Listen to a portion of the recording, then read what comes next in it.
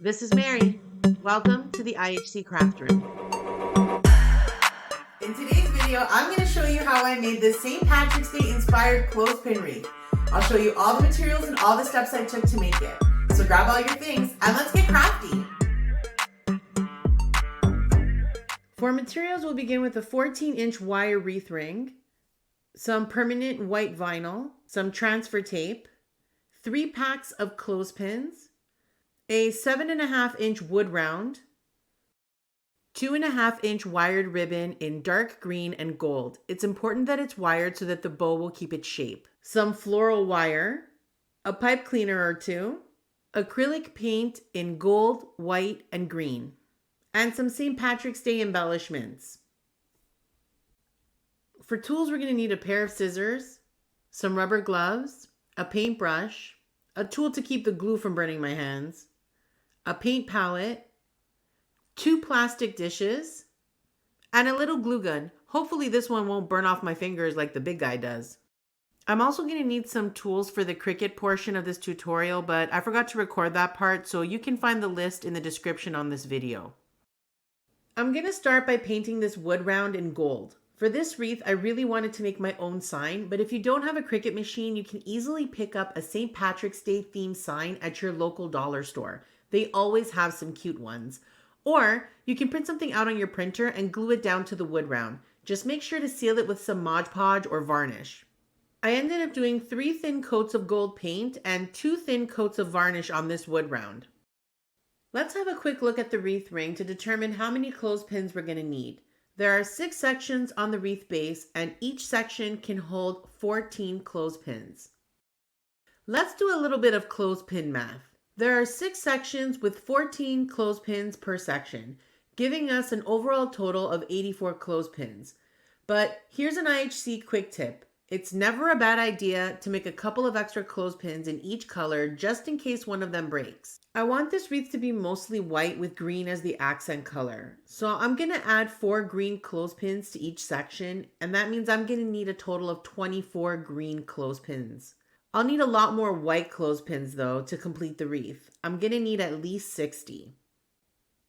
Painting 60 white clothespins is going to take quite a while, especially with the way I paint them. You can definitely just do a quick pass and give them a light coat of paint and let some of that wood show through. Keep it really easy breezy. I love cheesy. You could even spray paint them, which would be both fun and quick. But I prefer to do the much more tedious and painstakingly slow process of completely dousing each clothespin in paint, which is why gloves are just so incredibly welcome. So I'm not kidding when I say that I paint every single part of every single clothespin, because I really do. It takes a really long time, but I listen to a podcast or I put on some good tunes and I serenade the clothespins because I really just love the way it looks when clothespins are completely and totally covered in paint. And I don't do just 1 coat. I do at least 2 coats on the front and back, sometimes 3, depending on how well the paint performs or doesn't, that is.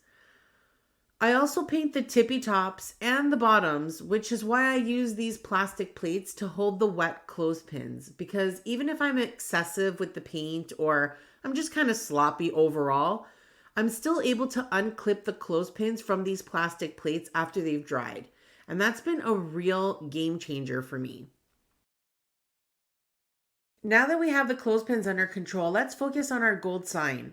I'm going to begin by launching Canva, and in a new project, I'm going to add a text box and change the font to Athenia, but any script font of your choosing will do. Next, I'm going to duplicate this text box until I have 4 of them, and then I'm going to type out the message, "May your troubles be less, your blessings be more." And I'm going to just keep adjusting the size and moving each line around until I feel like they're in the perfect position. Before I download this, I'm going to make sure to check the box beside transparent background in order to use this in Cricut Design Space. Transparent background is a premium feature in Canva, but there are some free websites that you can use that will remove the background from your PNG files. Let's head over to Cricut Design Space. I'm going to upload the PNG file I just made in Canva, select moderately complex, and then select cut image before I add it to my canvas. The wood round is 7.5 inches in diameter, but I'm going to add a circle that's 6.5 inches in diameter to my project. Change the color to gold and then size my text to fit the space as comfortably as possible, making sure that it's centered and just fits the space really well. Once I have the right size, I'm going to delete out this circle because I don't need it anymore. It was just a guide. And I'm going to click on Make. Since there are no additional changes to be made here, I'm just going to go ahead and get ready to start cutting my vinyl. I'm going to measure out a length of vinyl, and then using my brayer, I'm going to try to really ensure that the vinyl is stuck down to this mat because I'm still struggling with this mat. It's still not quite as sticky as I want it to be, and I'm still too stubborn to let it go. It's very unfrozen of me, and yet here we are in non-sticky mat land once again. I'm going to cut off the excess vinyl and save it for another project, and then start peeling off the vinyl we don't need anymore. Remember that what you're watching is really sped up. I took my time and very slowly peeled back this vinyl, making sure that all the letters were left behind and not accidentally caught up in the vinyl I was throwing away. You want to make sure to weed out all of these little bits of vinyl inside of letters and tight spaces before we get ready to apply the design. We're going to use some transfer tape to literally transfer the vinyl from its backing to our gold sign. And after my usual struggle trying to get the transfer tape off its backing, I'm going to apply it to the vinyl and use my scraper to make sure that it gets really well adhered to it. Then I'm going to flip it over and stick it back to the mat and use my scraper again on the back of it to make sure that the vinyl is really well stuck down to the transfer tape. Awesome. Now it's time to apply the vinyl directly to the sign, taking your time and making sure that every letter is really well adhered to the sign. You'll notice that I'm bending back the transfer tape, keeping it as flat as possible against the sign as I'm removing it. This is the best way to keep your letters from peeling off as you're transferring them down. Really take your time, go slow, and if a letter starts to come up, just use your scraper to lay it back down. Here's another IHC quick tip. Save your transfer tape. It can be reused many times before it loses its stick. It's time to get the sign ready to attach to the wreath base. I'm going to start by using a couple of pieces of painter's tape to mark the location where the text is on the front of the sign. This way I can line up the wires so that I know that the sign will sit straight when attached to the wreath base. I'm cutting 4 pieces of wire, which turned out to be way longer than necessary, but that's no big deal. I'll just trim them later.